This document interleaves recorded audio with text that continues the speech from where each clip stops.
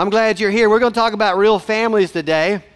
As you know that if you've been paying attention to the news, you know we're in election years, a lot of things that are going on and what people call a crisis. We got an energy crisis, which the Congress was trying to pass an energy bill last week, and they kind of shut that down. So I'm wondering what that's going to be like tomorrow.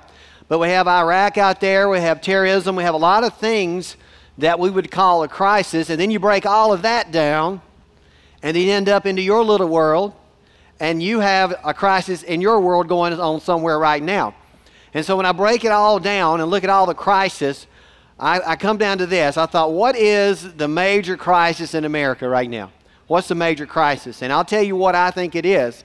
And we've had it for years. It's been going on for years and years, and it's been getting worse. And somebody's got to pay attention to what we're doing, and it's our families. Our families are in crisis. They've been in crisis for many years, and part of that is we're not sure what the roles should be in the family, who's supposed to be doing what, and what's supposed to be happening.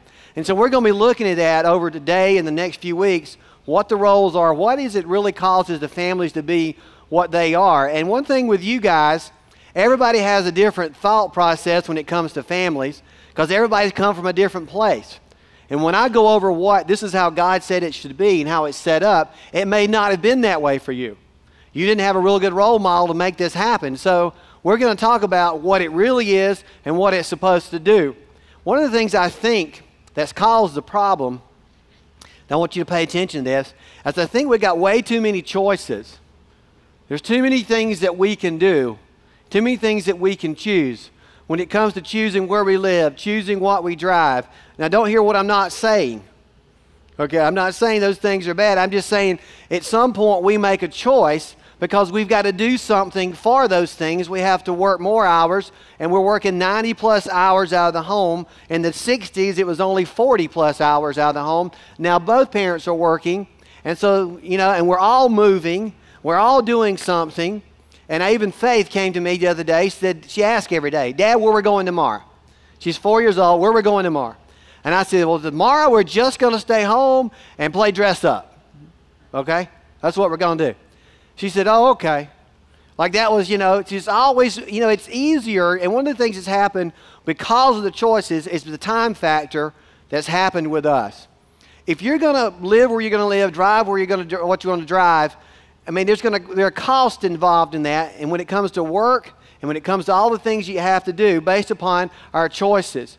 And when it comes to our kids, it's easier to drop them off at soccer than it is to spend time with them. And what is happening with the family, and we got to pay attention to this, and we're going to say it what it is. We're wanting other people to raise our kids. We're wanting the schools to make sure they're doing the right things. We want to make sure church is teaching about God when it was all designed to be in the family. It was all designed there. It was all set up there. And we've lost some roles because we've had to make some hard choices. And we do make choices. We choose how many hours we have to work because of what we have and what we drive and where we live and all those things that go along with that. So we made some hard choices. Now let me say this. They haven't all been good choices. We just made some choices. That's what I'm telling you. And the family has paid the price for it. And one of the things that's happened with the gas prices, people are having to stay home. Now that might be good, that might be bad for you. We're having to pay attention to what's going on around us. People are not taking as many vacations. And so they're having to hang around the house on the weekends, which means it's a good thing we're having to hang around each other. And so building relationships takes time. And so when you don't have time, then you can't have relationships.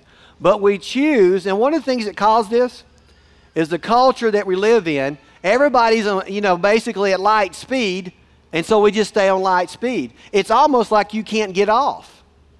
You're on the train and it's moving, and you can't get off. And you're used to that speed. And you're used to this, you know, thing happening and going to places and making, you know, the family being spread out everywhere. And we've lost a lot of the relationships and a lot of the factors that make a home. We've actually lost some of that. And we got to be real careful. It does come at a cost. It comes at a major cost. So goes the family, so goes the nation, so goes the kids, so goes the marriage. And so we haven't spent the time that we needed to. And I think one of the things that has happened is the role situation and what a dad's supposed to be doing, a husband's supposed to be doing, or a mother or a wife. We've lost the roles, and we're not sure how that's supposed to look and what we're supposed to be doing.